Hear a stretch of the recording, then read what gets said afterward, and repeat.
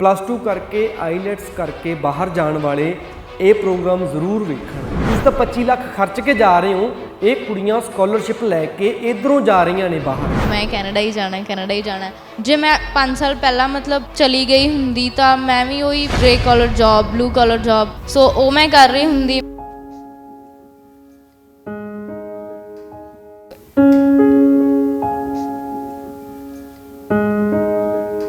मेरी सिलेक्शन हुई university of north Texas ਦੇ ਵਿੱਚ ਜੋ ਕਿ ਮੈਨੂੰ ਸਕਾਲਰਸ਼ਿਪ ਦੇ ਰਿਹਾ $32,000 ਪਰ ਈਅਰ ਤੇ 4 ਸਾਲਾਂ ਦੀ ਹੋਏਗੀ PhD। ਉਸ ਦੇ ਨਾਲ ਮੈਨੂੰ ਫੈਲੋਸ਼ਿਪ ਦੇ ਰਿਹਾ ਕਿ ਐਜ਼ ਐਨ EMPLOYER ਫੈਲੋਸ਼ਿਪ ਹੈਗੀ ਹੈ $28,000 ਆ ਈਅਰ ਜੋ ਕਿ 25 ਲੱਖ ਦੇ ਕਰੀਬ ਬਣਦੀ ਹੈ ਇੰਡੀਆ ਦੇ ਵਿੱਚ।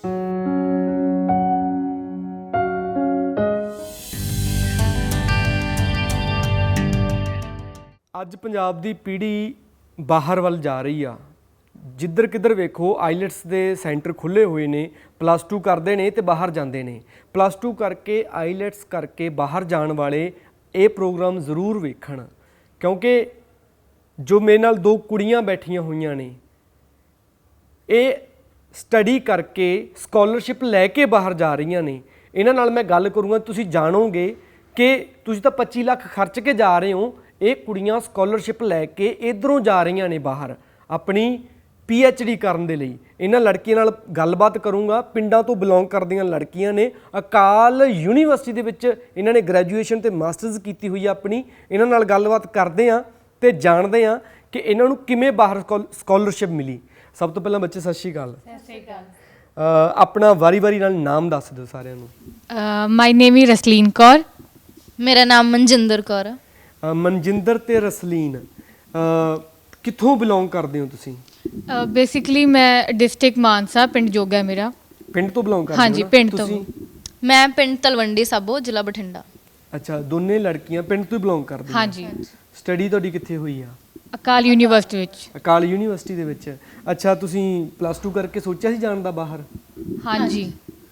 ਤੇ ਨਹੀਂ ਗਏ ਬਟ ਹੁਣ ਜਾ ਰਹੇ ਹੋ? ਹਾਂਜੀ। ਕੀ ਫਰਕ ਲੱਗ ਰਿਹਾ? ਉਦੋਂ ਅਸੀਂ ਇੱਕ ਛੋਟੇ ਸੀ, ਸਾਨੂੰ ਇੰਨਾ ਪਤਾ ਨਹੀਂ ਸੀ ਕਿ ਅਸੀਂ ਪੜ੍ਹਾਈ ਦੇ ਬੇਸਿਸ 'ਤੇ ਵੀ ਬਾਹਰ ਜਾ ਸਕਦੇ ਹਾਂ। ਜਿਵੇਂ ਸਾਨੂੰ ਹੁਣ ਸਕਾਲਰਸ਼ਿਪ ਮਿਲ ਰਹੀ ਹੈ, ਅਸੀਂ ਦੋਨੇ USA ਸਟੱਡੀ ਕਰਨ ਦੇ ਲਈ ਜਾ ਰਹੇ ਹਾਂ। VCU ਦੇ ਵਿੱਚ ਜਾ ਰਹੇ ਨੇ, ਇਹ UNT ਦੇ ਵਿੱਚ ਜਾ ਰਹੇ ਨੇ PhD ਕਰਨ ਦੇ ਲਈ, ਅਤੇ ਉੱਥੇ ਸਾਨੂੰ ਕਾਫੀ ਸਕਾਲਰਸ਼ਿਪ ਸਾਨੂੰ ਮਿਲ ਰਹੀ ਹੈ ਜੋ ਸਾਨੂੰ +2 ਤੋਂ ਬਾਅਦ ਨਹੀਂ ਮਿਲਣੀ। ਮੈਂ ਦੂਜਾ ਸਵਾਲ ਪਹਿਲਾਂ ਕਰ ਗਿਆ, ਸੋ ਮੈਂ ਪਹਿਲਾ ਸਵਾਲ ਦੁਬਾਰਾ ਕਰਦਾ। ਤੁਸੀਂ ਦੋਨੇ ਐਡਮਿਸ਼ਨ ਕਿਵੇਂ ਹੋਈ ਹੈ, ਕੀ ਸਟੱਡੀ ਕਰੀ ਹੈ, ਪਹਿਲਾਂ ਇੱਕ ਵਾਰੀ ਸਾਰੇ ਦਰਸ਼ਕਾਂ ਨੂੰ ਉਹ ਦੱਸੋ ਸਾਂਝਾ। ਅੱਛਾ ਜੀ, ਜਿਸ ਤਰ੍ਹਾਂ ਮੈਂ ਸ਼ੁਰੂ ਤੋਂ ਹੀ ਅਕਾਲ ਅਕੈਡਮੀ ਦੇ ਨਾਲ ਜੁੜੀ ਹੋਈ ਹਾਂ, ਬਾਬਾ ਇਕਬਾਲ ਸਿੰਘ ਜੀ ਨਾਲ ਜੁੜੀ ਹੋਈ ਹਾਂ। ਅਤੇ ਉਸ ਤੋਂ ਬਾਅਦ ਮੈਂ 6th ਕਲਾਸ ਤੱਕ ਅਕਾਲ ਅਕੈਡਮੀ ਭਾਈ ਦੇਸਾ ਦੇ ਵਿੱਚ ਪੜ੍ਹੀ ਹਾਂ। ਉਸ ਤੋਂ ਬਾਅਦ ਮੈਂ ਅਕਾਲ ਅਕੈਡਮੀ ਬੜੂਸਰ ਦੇ ਵਿੱਚ ਪੜ੍ਹੀ ਹਾਂ +2 ਤੱਕ। And after that because of Baba Iqbal Singh ji ਅਤੇ ਡਾਕਟਰ ਦਵਿੰਦਰ ਸਿੰਘ ਜੀ, ਡਾਕਟਰ ਨੀਲਮ ਕੌਰ, ਮੈਂ ਅਕਾਲ ਯੂਨੀਵਰਸਿਟੀ ਦੇ ਵਿੱਚ ਆਈ ਬਿਕੋਜ਼ ਉਹਨਾਂ ਨੇ ਮੈਨੂੰ ਗਾਈਡ ਕੀਤਾ ਕਿ ਤੁਸੀਂ ਅਕਾਲ ਯੂਨੀਵਰਸਿਟੀ ਵਿੱਚ ਆਓ, ਸਟੱਡੀ ਕਰੋ। ਤਾਂ ਉਸ ਤੋਂ ਬਾਅਦ ਮੈਂ ਬੈਚਲਰਸ ਆਫ ਕਮਰਸ BCom ਵੀ ਅਕਾਲ ਯੂਨੀਵਰਸਿਟੀ ਤੋਂ ਹੀ ਕੀਤੀ ਹੈ ਜੋ ਤਲਵੰਡੀ ਸਾਬੋ ਵਿੱਚ ਹੈ। ਐਂਡ ਮੈਂ ਹੁਣ MBA ਦੀ ਸਟੂਡੈਂਟ ਹਾਂ ਐਟ ਪ੍ਰੈਜ਼ੈਂਟ ਤਲਵੰਡੀ ਸਾਬੋ ਦੇ ਵਿੱਚ ਹੀ ਅਕਾਲ ਯੂਨੀਵਰਸਿਟੀ। ਤੁਹਾਡੀ ਬਾਹਰ ਕਿੱਦਾਂ ਤੁਹਾਨੂੰ ਸਕਾਲਰਸ਼ਿਪ ਕਿੱਦਾਂ ਮਿਲੀ ਹੈ? ਜਿਵੇਂ ਮੈਂ MBA ਦੇ ਵਿੱਚ ਐਡਮਿਸ਼ਨ ਲੈਤੀ ਤਾਂ ਉਸ ਤੋਂ ਬਾਅਦ ਮੈਨੂੰ ਇਹਨਾਂ ਦਾ ਪ੍ਰੋਗਰਾਮ ਸੀ ਕਿ 1+1 ਪ੍ਰੋਗਰਾਮ ਹੈ ਕਿ ਬੱਚੇ ਨੇ 1 ਸਾਲ ਇੱਥੇ ਲਾਉਣਾ ਅਤੇ 1 ਸਾਲ ਬਾਹਰ ਲਾਉਣਾ ਹੈ। ਅਤੇ ਉਸ ਤੋਂ ਬਾਅਦ ਅਸੀਂ ਐਗਜ਼ਾਮਸ ਕਲੀਅਰ ਕੀਤੇ ਸੀ GMAT ਦੇ, ਉਸ ਦੇ ਬੇਸਿਸ 'ਤੇ ਸਾਨੂੰ USA ਵਿੱਚ ਸਕਾਲਰਸ਼ਿਪ ਬੇਸਿਸ 'ਤੇ ਸਾਨੂੰ ਐਡਮਿਸ਼ਨ ਮਿਲੀ। ਹੁਣ ਤੁਸੀਂ ਫ੍ਰੀ ਜਾ ਰਹੇ ਹੋ ਬਾਹਰ? ਹਾਂਜੀ, ਬਿਲਕੁਲ ਫ੍ਰੀ ਜਾ ਰਹੇ। ਕਿੰਨਾ ਖਰਚਾ ਜਿਹੜਾ ਤੁਹਾਨੂੰ ਉਹ ਬਾਹਰ ਚੱਕ ਰਹੇ ਨੇ? ਅਪਰੋਕਸੀਮੇਟਲੀ 25 ਲੱਖ ਰੁਪਈਆ ਚੱਕ ਰਹੇ ਨੇ ਉਹ ਸਾਡਾ। ਅੱਛਾ, ਤੁਹਾਨੂੰ ਸਕਾਲਰਸ਼ਿਪ ਦੇ ਰਹੇ ਨੇ, ਰਹਿਣਾ ਕਰਨਾ ਸਾਰਾ ਫ੍ਰੀ ਤੁਹਾਡਾ? ਹਾਂਜੀ ਹਾਂਜੀ। ਅੱਛਾ ਕਾਕੇ, ਤੁਸੀਂ ਵੀ ਆਪਣੀ ਸਟੱਡੀ ਬਾਰੇ ਦੱਸੋ ਤੇ ਕਿਵੇਂ ਜਾ ਰਹੇ ਹੋ ਉੱਥੇ? ਹਾਂਜੀ, ਸੋ ਮੈਂ +2 ਤੋਂ ਬਾਅਦ ਮੈਂ ਓਬਵੀਅਸਲੀ ਮੈਂ IELTS ਕੀਤਾ ਸੀ, ਵਧੀਆ ਉਸ 'ਚੋਂ ਬੈਂਡ ਆਈ ਸੀ। ਅਤੇ ਉਦੋਂ ਮੇਰਾ ਪੂਰਾ ਜਿਵੇਂ ਮਨ ਬਣਿਆ ਹੋਇਆ ਸੀ ਕਿ ਮੈਂ ਕੈਨੇਡਾ ਹੀ ਜਾਣਾ, ਕੈਨੇਡਾ ਹੀ ਜਾਣਾ। ਅਤੇ ਯੂਨੀਵਰਸਿਟੀ ਤੋਂ ਜੋ ਟੀਚਰ ਸੀ ਉਹ 4-5 ਟੀਚਰਸ ਮੇਰੇ ਘਰ 2 ਵਾਰ ਆਏ, but I had made up my mind ਕਿ ਨਹੀਂ ਮੈਂ ਕੈਨੇਡਾ ਹੀ ਜਾਣਾ ਹੈ, ਤਾਂ ਐਵੇਂ ਹੀ ਰੋਕ ਰਹੇ ਇੱਥੇ। ਬਟ ਦੇ ਮੇਡ ਮੀ ਅੰਡਰਸਟੈਂਡ ਕਿ ਤੂੰ ਪੜ੍ਹਨ ਵਾਲੀ ਹੈ, ਕਿਉਂਕਿ +2 ਦੇ ਵਿੱਚ ਮੇਰੀ ਮੈਰਿਟ ਆਈ ਸੀ ਉਦੋਂ, ਡਿਸਟ੍ਰਿਕਟ ਮੈਂ ਟੋਪਰ ਸੀ ਬਠਿੰਡਾ ਦੀ। ਅਤੇ ਉਹਨਾਂ ਨੇ ਕਿਹਾ ਕਿ ਜੇ ਬਾਕੀ ਬੱਚੇ ਜਾਣ ਤਾਂ ਫਿਰ ਵੀ ਸਮਝ ਆਉਂਦਾ ਕਿ ਤੂੰ ਪੜ੍ਹਨ ਵਾਲੀ ਹੈ, ਉੱਥੇ ਤੇਰੇ ਤੋਂ ਨਹੀਂ ਪੜ੍ਹਿਆ ਜਾਣਾ। ਕਿ ਉਹਨਾਂ ਨੇ ਮੈਨੂੰ ਕਿਹਾ ਕਿ ਜੇ ਤੂੰ ਬਾਹਰ ਜਾਣਾ ਵੀ ਹੈ ਤਾਂ ਤੈਨੂੰ ਆਲ ਰਾਈਟ ਅਸੀਂ ਭੇਜਾਂਗੇ, ਬਟ ਇਨ ਅ ਗੁੱਡ ਵੇ। ਸੋ ਉਸ ਤੋਂ ਬਾਅਦ ਮੇਰੇ ਪਾਪਾ ਨੇ ਮੈਨੂੰ ਕਿਹਾ ਕਿ ਚੱਲ ਇੱਕ ਵਾਰ ਐਡਮਿਸ਼ਨ ਲੈ ਲਾ, ਲੈਟਸ ਸੀ। ਫਿਰ ਮੈਂ ਇੱਥੇ ਐਡਮਿਸ਼ਨ ਲਈ, ਮੈਂ BCom ਦੇ ਵਿੱਚ ਮੈਂ ਦੇਖਿਆ ਮਾਹੌਲ ਐਵਰੀਥਿੰਗ ਵਾਸ ਗੁੱਡ, ਸੋ ਮੈਂ ਸੋਚਿਆ ਕਿ ਠੀਕ ਹੈ ਬੀਕਾਮ ਕਰਦੇ ਹਾਂ, ਬਿਕੋਜ਼ ਮੈਂ ਉਦੋਂ ਬਹੁਤ ਛੋਟੀ ਵੀ ਸੀ। ਮੈਂ ਬੀਕਾਮ ਕੀਤੀ। ਉਸ ਤੋਂ ਬਾਅਦ ਇਹਨਾਂ ਨੇ ਲੱਕੀਲੀ ਜਦੋਂ ਮੇਰੀ ਬੀਕਾਮ ਖਤਮ ਹੋਈ ਉਹੀ ਸਾਲ ਇਹਨਾਂ ਨੇ MBA ਪ੍ਰੋਗਰਾਮ ਸ਼ੁਰੂ ਕੀਤਾ ਬਿਜ਼ਨਸ ਐਨਾਲਿਟਿਕਸ ਦੇ ਵਿੱਚ, ਵਿਚ ਇਜ਼ ਅ ਡਿਫਰੈਂਟ ਏਰੀਆ, ਕਿਉਂਕਿ ਪੰਜਾਬ ਦੇ ਵਿੱਚ ਕੋਈ ਹੈ ਹੀ ਨਹੀਂ ਐਨਾਲਿਟਿਕਸ ਦਾ program and it was new.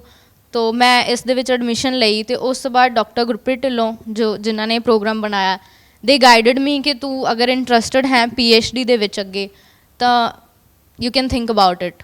ਤੋ ਓਬਵੀਅਸਲੀ ਮੈਂ ਉਸ ਤੋਂ ਬਾਅਦ ਇੰਟਰਨਸ਼ਿਪ ਵੀ ਕੀਤੀ ਸੀ ਆਪਦੇ ਫਸਟ ਈਅਰ ਤੋਂ ਬਾਅਦ Grant Thornton, which is world's 7th largest company in consulting. ਤੋ ਉੱਥੇ ਮੈਂ 3 ਮਹੀਨੇ ਲਾਏ ਸੀ, but I did not like the company culture as much, so ਉੱਥੇ ਮੈਂ ਮਾਈਂਡ ਬਣਾ ਲਿਆ ਕਿ I will do PhD। I am interested in that because ਪਹਿਲਾਂ ਵੀ ਮੈਂ ਟੀਚਿੰਗ ਥੋੜ੍ਹੀ ਬਹੁਤ ਕਰਾ ਚੁੱਕੀ ਸੀ, ਰਿਸਰਚ 'ਚ ਮੇਰਾ ਇੰਟਰਸਟ ਸੀ। ਫਿਰ ਦ ਪ੍ਰੋਸੀਜਰ ਵੈਂਟ ਔਨ, ਮੈਂ GMAT ਦਾ ਐਗਜ਼ਾਮ ਕਲੀਅਰ ਕੀਤਾ। ਉਸ ਤੋਂ ਬਾਅਦ ਮੈਂ 3-4 ਯੂਨੀਵਰਸਿਟੀਜ਼ 'ਚ ਅਪਲਾਈ ਕੀਤਾ US ਦੀ 'ਚ, ਅਤੇ ਉੱਥੋਂ ਮੇਰੀ ਸਿਲੈਕਸ਼ਨ ਹੋਈ ਯੂਨੀਵਰਸਿਟੀ ਆਫ ਨਾਰਥ ਟੈਕਸਸ ਦੇ ਵਿੱਚ, ਜੋ ਕਿ ਮੈਨੂੰ ਸਕੋਲਰਸ਼ਿਪ ਦੇ ਰਹੇ ਹੈ $32,000 ਪਰ ਈਅਰ, ਅਤੇ 4 ਸਾਲਾਂ ਦੀ ਹੋਏਗੀ PhD। ਉਸ ਦੇ ਨਾਲ ਉਹ ਮੈਨੂੰ ਫੈਲੋਸ਼ਿਪ ਦੇ ਰਹੇ ਹੈ ਕਿ ਐਜ਼ ਐਨ ਇੰਪਲੋਇਰ ਫੈਲੋਸ਼ਿਪ ਹੈਗੀ ਹੈ $28,000 a ਈਅਰ, ਜੋ ਕਿ 25 ਲੱਖ ਦੇ ਕਰੀਬ ਬਣਦੀ ਹੈ ਇੰਡੀਆ ਦੇ ਵਿੱਚ 4 years। So yes there is a lot of different. Firstly the country, ਮੈਂ ਸੋਚਿਆ ਹੋਇਆ ਸੀ ਕਿ ਸ਼ੁਰੂ ਤੋਂ like America, I adore America, ਅਤੇ ਉਦੋਂ ਵੀ ਐਵੇਂ ਸੀ ਕਿ like obviously America is a lot better than Canada and Australia and stuff. So that is one thing. ਅਤੇ ਦੂਸਰਾ ਜੋ ਮੈਨੂੰ ਸਭ ਤੋਂ ਵਧੀਆ ਗੱਲ ਲੱਗਦੀ ਹੈ ਕਿ ਦ ਵੇ, ਜੇ ਮੈਂ 5 ਸਾਲ ਪਹਿਲਾਂ ਮਤਲਬ ਚਲੀ ਗਈ ਹੁੰਦੀ ਤਾਂ ਮੈਂ ਵੀ ਉਹੀ grey collar job, blue collar job ਜੋ ਕਰ ਰਹੇ, not anything bad with that, but I am not made for those jobs. So ਉਹ ਮੈਂ ਕਰ ਰਹੀ ਹੁੰਦੀ, ਮੈਨੂੰ ਨਹੀਂ ਲੱਗਦਾ ਮੇਰਾ ਕੋਈ ਪਰਪਜ਼ ਸੋਲਵ ਹੁੰਦਾ, ਕਿਉਂਕਿ ਮੈਂ ਪੜ੍ਹਨਾ ਸੀ। So this is the best way I think I can do. ਅਤੇ ਮੇਰੀ ਜਿੰਨੇ ਵੀ ਫਰੈਂਡਸ ਨਾਲ ਗੱਲ ਹੁੰਦੀ ਹੈ, ਕਿਉਂਕਿ ਉਦੋਂ ਮੇਰੇ ਜਿੰਨੇ ਵੀ ਫਰੈਂਡਸ ਸੀ ਉਹ ਗਏ ਸੀ, ਦੇ ਸੇ ਕਿ ਅਸੀਂ ਜੇ 5 ਸਾਲ ਬੈਕ ਜਾ ਸਕਦੇ ਹੁੰਦੇ, ਵੀ ਵੁੱਡ ਹੈਵ ਡਨ ਦੈਟ, ਕਿ ਅਸੀਂ ਵੀ MBA ਕਰ ਲਈ ਹੁੰਦੀ, ਬੈਚਲਰ ਇੱਥੇ ਕਰ ਲਈ ਹੁੰਦੀ। So they are really motivated and I feel really lucky ਕਿ ਮੈਂ ਉਹ ਜੋ ਡਿਸੀਜ਼ਨ ਲਿਆ ਇੱਥੇ ਲਿਆ। ਮਨਜਿੰਦਰ, ਉਦੋਂ ਕਿਰਾਂ ਤਾਂ ਮਾਯੂਸੀ ਆ ਗਈ ਹੋਣੀ ਆ ਤੁਹਾਡੇ ਮਨ 'ਤੇ ਵੀ, +2 ਕਰ ਲਈ, ਆਈਲੈਟਸ ਵੀ ਕਲੀਅਰ ਕਰ ਲਿਆ, ਹੁਣ ਇੱਥੇ ਪੜ੍ਹਾਈ ਕਰਨੀ ਪੈ ਰਹੀ ਆ, ਉਹ ਮਾਯੂਸੀ ਹੁਣ ਕਿੰਨੀ ਕੁ ਖੁਸ਼ੀ 'ਚ ਬਦਲ ਗਈ ਹੈ? ਲਾਈਕ ਤੁਸੀਂ ਬਿਲੀਵ ਨਹੀਂ ਕਰੋਗੇ, ਮਤਲਬ ਜਦੋਂ ਮੇਰੇ ਬੈਂਡ ਆਏ ਉਸ ਤੋਂ ਬਾਅਦ ਮੈਂ ਗਈ ਨਹੀਂ, ਮਤਲਬ ਇੱਥੇ ਮੈਂ ਐਡਮਿਸ਼ਨ ਲੈ ਲਈ। ਮੇਰੇ 7.5 ਸੀਗੇ, ਅਤੇ ਮੈਂ ਉਸ ਤੋਂ ਬਾਅਦ ਪੜ੍ਹਾ ਵੀ ਰਹੀ ਸੀ। ਲਾਈਕ ਮੇਰੇ ਜੋ ਨੇਬਰਸ ਵਗੈਰਾ ਸੀ, ਜੋ ਰਿਲੇਟਿਵ, ਦੇ ਯੂਜ਼ ਟੂ ਇਵਨ ਟੈਲ ਮੀ ਕਿ ਇਹਦੇ ਬੈਂਡ ਹੀ ਨਹੀਂ ਆਏ ਹੁਣ, ਇਹ ਤਾਂ ਨਹੀਂ ਜਾ ਰਹੀ, ਲਾਈਕ ਦੈਟ। ਇਹ ਵੀ ਮੈਨੂੰ ਮਤਲਬ ਸੁਣਨ ਨੂੰ ਮਿਲਦਾ ਸੀ and I was okay with that. But ਜੋ ਹੁਣ ਫੀਲ ਕਰ ਰਹੇ ਹੋ? ਸੋ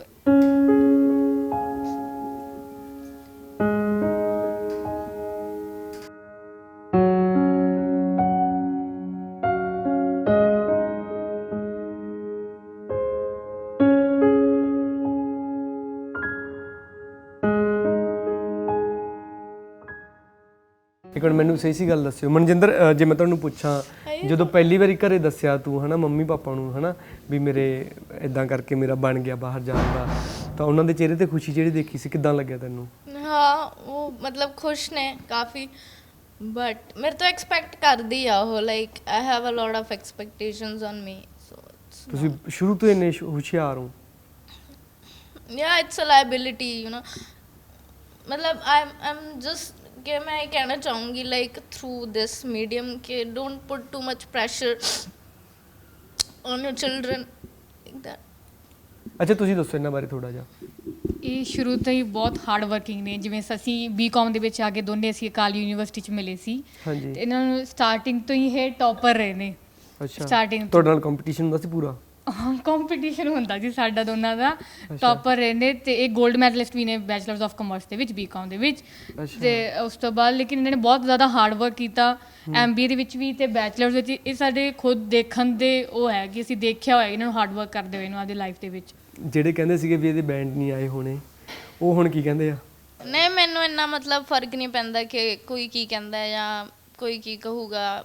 ਜਸਟ ਕਿ ਮੇਰੇ ਪੈਰੈਂਟਸ, ਮੇਰੇ ਫਰੈਂਡਸ ਨੂੰ ਮਤਲਬ ਜੋ ਮੇਰੇ ਬਾਰੇ ਸੋਚਦੇ ਆ, ਦੈਟ ਮੈਟਰਸ ਟੂ ਮੀ। ਅੱਛਾ, ਜਿਹੜੇ +2 ਕਰਕੇ ਆਈਲੈਟਸ ਸੈਂਟਰਾਂ ਦੇ ਬਾਹਰ ਜਿਹੜੀਆਂ ਲਾਈਨਾਂ ਲੱਗੀਆਂ ਹੋਈਆਂ ਨੇ, ਉਹਨਾਂ ਜਵਾਕਾਂ ਨੂੰ ਕੀ ਕਹਿਣਾ ਚਾਹੋਗੇ, ਉਹਨਾਂ ਬੱਚਿਆਂ ਨੂੰ ਕੀ ਕਹਿਣਾ ਚਾਹੋਗੇ? ਬੇਸਿਕਲੀ ਕਿ ਉਹ ਤਾਂ ਬੱਚੇ ਹੁਣ ਅਸੀਂ ਵੀ ਉਸੇ ਟਰੈਕ ਤੇ ਸੀ ਬਟ ਅਸੀਂ ਆਪਦਾ ਟਰੈਕ ਚੇਂਜ ਕੀਤਾ ਬਿਕੋਜ਼ ਸਾਨੂੰ ਅੱਜ ਪਤਾ ਲੱਗ ਰਿਹਾ 5 ਸਾਲਾਂ ਬਾਅਦ ਅਸੀਂ ਇੰਨਾ ਪੜ੍ਹਨ ਤੋਂ ਬਾਅਦ ਅਕਾਲ ਯੂਨੀਵਰਸਿਟੀ ਆਉਣ ਤੋਂ ਬਾਅਦ ਜੋ ਸਾਡੇ ਲਿੰਕ ਬਣੇ ਨੇ ਬੜੂ ਸਾਹਿਬ ਦੇ ਨਾਲ ਇਸ ਕਲਗੀਧਰ ਟਰਸਟ ਦੇ ਨਾਲ ਕਿ ਸਾਨੂੰ ਬਹੁਤ ਕੁਝ ਸਿੱਖਣ ਨੂੰ ਮਿਲ ਰਿਹਾ ਨੈਟਵਰਕ ਬਹੁਤ ਜ਼ਿਆਦਾ ਸਟਰੋਂਗ ਕ੍ਰੀਏਟ ਹੋ ਚੁੱਕਿਆ ਸਾਡਾ ਕਿ ਉਹ ਅੱਜ ਸਾਡੇ ਲੈਕਚਰਸ ਹੋਏ ਨੇ ਗੈਸਟ ਸਪੀਕਰ ਹੋਏ ਨੇ ਉਹ ਆਏ ਸਾਨੂੰ ਲੈਕਚਰ ਦਿੱਤੇ ਨੇ ਬਾਕੀ ਸਾਨੂੰ ਨਹੀਂ ਫਾਇਦਾ ਨਹੀਂ ਲੱਗਦਾ ਸਾਨੂੰ ਇਸ ਚੀਜ਼ ਦੇ ਵਿੱਚ ਕਿ ਅਸੀਂ +2 ਤੋਂ ਬਾਅਦ ਹੀ ਬਾਹਰ ਜਾਈਏ ਜੀ ਬਿਕੋਜ਼ ਉਹਨਾਂ ਨੂੰ 25 ਲੱਖ ਰੁਪਈਆ ਪੇਰੈਂਟਸ ਨੂੰ ਲਾਉਣਾ ਪੈਂਦਾ ਕਈ ਜ਼ਮੀਨਾਂ ਵੇਚ ਕੇ ਲਾਉਂਦੇ ਨੇ ਕਈ ਕੁਝ ਹੋਰ ਆਪਣਾ ਲੋਨ ਲੈਂਦੇ ਨੇ ਬਟ ਉਹ ਇੱਕ ਬੇਸਿਕਲੀ ਬਹੁਤ ਹੈਕਟਿਕਸ ਬਣ ਜਾਂਦਾ ਆਬਸਟੈਕਲ ਬਣ ਜਾਂਦੀ ਹੈ ਪੇਰੈਂਟਸ ਨੂੰ ਵੀ ਲੇਕਿਨ ਬੱਚੇ ਜ਼ਿੱਦ ਕਰਦੇ ਆ ਕਿ ਅਸੀਂ ਜਾਣਾ ਇਹ ਇੱਕ ਹੋਰ ਵੀ ਤਰੀਕੇ ਕਿ ਆਪਾਂ ਪੜ੍ਹਨ ਦੇ ਨਾਲ ਆਪਾਂ ਸਕਾਲਰਸ਼ਿਪ ਲੈ ਕੇ ਵੀ ਜਾ ਸਕੀਏ ਅਕਾਲ ਯੂਨੀਵਰਸਿਟੀ ਜਿਹੜੀ ਪਿੰਡਾਂ ਦੇ ਵਿੱਚੋਂ ਮੈਂ ਵੇਖ ਰਿਹਾ ਸੀ ਅੱਜ ਬਹੁਤ ਲੜਕੀਆਂ ਸੀਗੀਆਂ ਜਿਹੜੀਆਂ ਇੱਥੇ ਪੜ੍ਹ ਰਹੀਆਂ ਨੇ ਐਜੂਕੇਸ਼ਨ ਲੈ ਰਹੀਆਂ ਨੇ ਪਿੰਡਾਂ ਚੋਂ ਆਉਂਦੀਆਂ ਨੇ ਸੋ ਇਹਦੇ ਕੰਮ ਨੂੰ ਕਿੱਦਾਂ ਦੇਖਦੇ ਹੋ ਤੁਸੀਂ हाँ मैं ये बोलना चाहूँगी कि जो मेरी मतलब लाइफ जो बिल्कुल ट्रांसफॉर्म हुई कि वो अकाल यूनिवर्सिटी ਦੇ ਕਰਕੇ ਹੀ ਸੀ ਤੇ ਇੱਕ ਮੈਂ ਹੋਰ ਗੱਲ ਦੱਸਣਾ ਚਾਹੂੰਗੀ ਕਿ ਸਕਾਲਰਸ਼ਿਪਸ ਦੀ ਜੇ ਗੱਲ ਆਈ ਹੈ ਤਾਂ ਮੇਰੀ ਮਤਲਬ ਪੂਰੀ ਬੀਕਾਮ ਇੱਥੇ ਫ੍ਰੀ ਹੋਈ ਹੈ ਤੇ ਉਹਨਾਂ ਨੇ ਮੈਨੂੰ ਇਨਫੈਕਟ ਹੋਸਟਲ ਵੀ ਮੈਨੂੰ ਆਫਰ ਕੀਤਾ ਸੀ so there are a lot of students ਕਿ ਜਿਨ੍ਹਾਂ ਨੂੰ ਸਕਾਲਰਸ਼ਿਪਸ ਮਿਲ ਰਹੀਆਂ ਉਹਨਾਂ ਦੀ ਫੈਮਿਲੀ ਬੇਸਿਸ 'ਤੇ ਉਹਨਾਂ ਦੀ ਸਟੱਡੀ ਦੇ ਬੇਸ 'ਤੇ so Akal University is doing the best job I think UPSC ਦੀ ਟ੍ਰੇਨਿੰਗ ਹਾਂ ਯੂਪੀਐਸਸੀ ਦੀ ਟ੍ਰੇਨਿੰਗ ਵੀ ਦਿੱਤੀ ਜਾ ਰਹੀ ਹੈ ਫ੍ਰੀ ਜੋ ਲੋਕ ਲੱਖਾਂ ਰੁਪਏ ਲਾ ਕੇ ਦਿੱਲੀ ਬੰਬੇ ਤੋਂ ਲੋਕ ਟ੍ਰੇਨਿੰਗ ਲੈਂਦੇ ਆ ਉਹ ਵੀ ਇੱਥੇ ਫ੍ਰੀ ਦਿੱਤੀ ਜਾ ਰਹੀ ਹੈ ਇਨਵਾਇਰਨਮੈਂਟ ਕੁੜੀਆਂ ਦੇ ਲਈ ਦੇਖੀਏ ਫੁੱਲੀ ਮੈਂ ਕਹਿ ਰਹੀ ਹਾਂ 110% ਸਿਕਿਉਰ ਹੈ ਫॉर ਗਰਲਸ ਜੀ ਕਿ ਕੋਈ ਐਵੇਂ ਕੋਈ ਡਰੱਗਸ ਦਾ ਉਹ ਨਹੀਂ ਹੈ ਕੋਈ ਮਤਲਬ ਫਾਰਮਲ ਕੱਪੜੇ ਪਾ ਕੇ ਜਾਂਦੇ ਨੇ ਬੱਚੇ ਬਾਕੀ ਕਲਚਰ ਇੰਨਾ ਨੋ ਰੈਗਿੰਗ ਮਤਲਬ ਸਭ ਤੋਂ ਬੈਸਟ ਯੂਨੀਵਰਸਿਟੀ ਮੈਂ ਕਹਿ ਸਕਦੀ ਹਾਂ ਕਿ ਐਜ਼ ਕੰਪੇਅਰ ਟੂ ਅੱਜ ਦੇ ਟਾਈਮ ਦੇ ਵਿੱਚ ਜੋ ਵਰਲਡ 'ਚ ਚੱਲ ਰਿਹਾ ਜਿਹੜੀਆਂ ਕੁੜੀਆਂ ਚਾਹੇ ਆਇਲਸ ਕਰ ਰਹੀਆਂ ਚਾਹੇ ਪੜ੍ਹ ਰਹੀਆਂ ਜਿਨ੍ਹਾਂ ਦਾ ਸੁਪਨਾ ਹੈਗਾ ਬਾਹਰ ਜਾਣ ਦਾ ਕੋਈ ਕਹਿੰਦੀ ਮੈਂ ਵਿਆਹ ਕਰਾ ਕੇ ਕੋਈ ਚੱਲ ਜੂੰ ਬਾਹਰ ਦਾ ਮੁੰਡਾ ਹੋਵੇ ਉਹ ਹੈ ਨਾ ਬਟ ਉਹਨਾਂ ਲਈ ਕੀ ਕਹਿਣਾ ਚਾਹੋ ਵੈਸੇ ਤੁਹਾਡਾ ਜਿਹੜਾ ਰਸਤਾ ਹੈਗਾ ਵੀ ਕਿੱਦਾਂ ਤੁਸੀਂ ਕਿਉਂ ਕੁੜੀਆਂ ਪੜ੍ਹਨ ਦੇ ਵਿੱਚ ਤੇਜ਼ ਹੁੰਦੀਆਂ ਨੇ ਕਿਉਂਕਿ ਉਹਨਾਂ ਦਾ ਧਿਆਨ ਪੜ੍ਹਾਈ ਵੱਲ ਹੁੰਦਾ ਹੈ ਨਾ ਜਿਵੇਂ ਮੁੰਡਿਆਂ ਦੇ ਕੰਪੈਰੀਜ਼ਨ ਜੇ ਵੇਖਿਆ ਜਾਵੇ ਤਾਂ ਹੈ ਨਾ ਉਹ ਕਰ ਸਕਦੀਆਂ ਨੇ ਉਹਨਾਂ ਵਿੱਚ ਕੈਪੇਬਿਲਿਟੀ ਹੁੰਦੀ ਆ ਸੋ ਉਹਨਾਂ ਨੂੰ ਕੀ ਕਹਿਣਾ ਚਾਹੋਗੀਆਂ ਹਾਂ ਸੋ ਮੈਂ ਮਤਲਬ ਇਹ ਕਹਿਣਾ ਚਾਹੂੰਗੀ ਕਿ ਮੈਂ ਜਿੰਨੇ ਵੀ ਹੁਣ ਮਤਲਬ ਮਿਲਦੇ ਆ ਰਿਲੇਟਿਵਸ 'ਚ ਜਾਂ ਵੈਸੇ ਵੀ ਆਸ-ਪਾਸ +2 ਜੋ ਕਰ ਰਿਹਾ ਜਵਾਕ ਮੈਂ ਉਹਨਾਂ ਨੂੰ ਜਦੋਂ ਵੀ ਪੁੱਛਦੀ ਹਾਂ ਕਿ ਤੁਸੀਂ ਕੀ ਕਰਨਾ ਹੈ ਮੈਨੂੰ ਕਿਸੇ ਦਾ ਵੀ ਡਿਫਰੈਂਟ ਆਨਸਰ ਨਹੀਂ ਹੁੰਦਾ ਸਾਰਿਆਂ ਦਾ ਇਹੀ ਹੁੰਦਾ ਕਿ ਆਇਲਸ ਬਾਹਰ ਜਾਣਾ ਇਨਫੈਕਟ ਮੇਰਾ ਆਪਦਾ ਬ੍ਰਦਰ ਵੀ ਹੀ ਇਜ਼ ਥਿੰਕਿੰਗ ਅਬਾਊਟ ਦੈਟ ਤੋ ਮੈਂ ਇਹੀ ਕਹਿਣਾ ਚਾਹੂੰਗੀ ਕਿ ਜਸਟ ਡੋਂਟ ਡੂ ਇਟ ਕਿ ਮਤਲਬ ਹੁਣ ਸਾਡਾ ਵੀ ਐਵੇਂ ਨਹੀਂ ਹੈਗਾ ਕਿ ਜੇ ਅਸੀਂ US ਜਾ ਰਹੇ ਹਾਂ we are going for just studies ਅਸੀਂ ਵਾਪਸ ਆਉਣਾ ਆਈ ਥਿੰਕ ਇੰਡੀਆ ਜਿਵੇਂ ਹੁਣ ਸਾਡੀ ਮੀਟਿੰਗ ਹੋ ਰਹੀ ਸੀ India is the country where there will be growth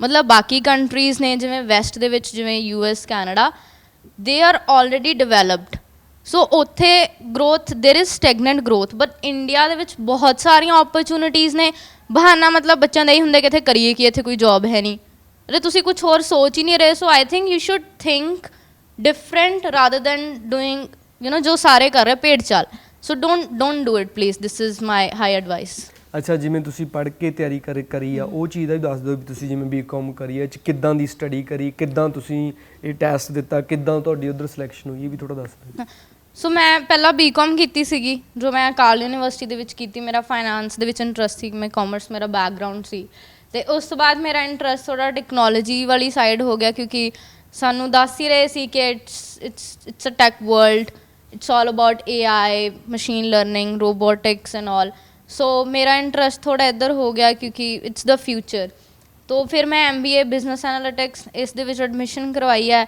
then ਮੈਂ GMAT ਦੀ ਤਿਆਰੀ ਕੀਤੀ ਇਟਸ ਐਨ ਇੰਟਰਨੈਸ਼ਨਲ ਐਗਜ਼ਾਮ ਸੋ ਉਸ ਤੋਂ ਬਾਅਦ ਹੀ ਹੁਣ ਮੈਂ ਮਤਲਬ ਮੇਰਾ ਇੱਕ ਸਕੋਰ ਆ ਗਿਆ ਅਤੇ ਮੈਨੂੰ ਉਸ ਕਰਕੇ ਐਡਮਿਸ਼ਨ ਮਿਲ ਗਈ ਬਟ ਮੈਂ ਇਹ ਕਹਿ ਸਕਦੀ ਹਾਂ ਕਿ boys and girls from Punjab I think there are a lot of jobs and technology driven ਹੈ ਹੁਣ ਤੁਹਾਨੂੰ I think definitely you should get into it, into analytics, into technology. So there is a lot of scope rather than just going outside to the country. ਉਹ ਤੁਹਾਨੂੰ diploma ਵੀ ਆਪਦਾ ਪਤਾ ਨਹੀਂ ਹੁੰਦਾ exactly ਕਿ ਤੁਸੀਂ ਉੱਥੇ ਕਰਨ ਕੀ ਜਾ ਰਹੇ ਹੋ ਬਿਲਕੁਲ so they don't have a purpose ਜਿਵੇਂ ਰਿਪੋਰਟ ਹੋਇਆ ਸੋ ਜਿਵੇਂ ਕਿ ਸਰ ਕਹਿ ਰਹੇ ਸੀ they are just walking dead you should have a purpose ਉੱਥੇ ਜਾ ਕੇ ਦ ਪੋਸਟਾਂ ਪਾਉਣੀਆਂ ਕਿ ਸਾਡੇ ਕੋਲ ਗੱਡੀ ਹੈ ਇਹ ਉਹ ਇਟਸ ਆਲ ਅਬਾਊਟ ਦੈਟ, ਮਤਲਬ ਉਸ ਤੋਂ ਇਲਾਵਾ ਹੋਰ ਕਿਸੇ ਨੂੰ ਕੁਝ ਪਤਾ ਹੀ ਨਹੀਂ। ਮੇਰੀ ਫਰੈਂਡ ਸੀ 5 ਸਾਲ ਪਹਿਲਾਂ ਵੀ ਉਹ ਰੈਸਟੋਰੈਂਟ 'ਚ ਹੈ ਕੈਨੇਡਾ ਦੇ ਵਿੱਚ, ਅੱਜ ਵੀ ਉਹ ਰੈਸਟੋਰੈਂਟ 'ਤੇ ਹੈ।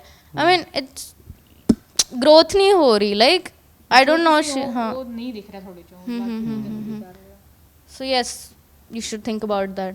ਬਿਲਕੁਲ ਇਹਨਾਂ ਤੋਂ ਕੁਝ ਸਿੱਖ ਸਕਦੇ ਹੋ। ਇਹ ਨੇ ਪੰਜਾਬ ਦੀਆਂ ਧੀਆਂ ਜਿਹੜੀਆਂ ਆਪਦੇ ਦਮ ਤੇ ਸਟੱਡੀ ਕੀਤੀ, ਪੜ੍ਹਨ 'ਚ ਹੁਸ਼ਿਆਰ ਸੀਗੀਆਂ, ਘਰਦਿਆਂ ਨੂੰ ਭਰੋਸਾ ਸੀਗਾ, ਯੂਨੀਵਰਸਿਟੀ 'ਚ ਟੀਚਰਾਂ ਨੂੰ ਇਹਨਾਂ ਤੇ ਭਰੋਸਾ ਸੀਗਾ, ਤੇ ਇਹ ਉਹਨਾਂ ਦੇ ਭਰੋਸੇ ਦੇ ਖਰੇ ਉਤਰੀਆਂ ਨੇ, ਆਪਣੇ ਦਮ ਤੇ ਬਾਹਰ ਚੱਲੀਆਂ ਨੇ। ਸੋ ਇਹਨਾਂ ਨੂੰ ਬਹੁਤ ਬਹੁਤ ਵਧਾਈਆਂ ਤੁਹਾਨੂੰ, ਤੁਹਾਡੇ ਫਿਊਚਰ ਲਈ ਸ਼ੁਭ ਕਾਮਨਾਵਾਂ, ਦੁਆਵਾਂ।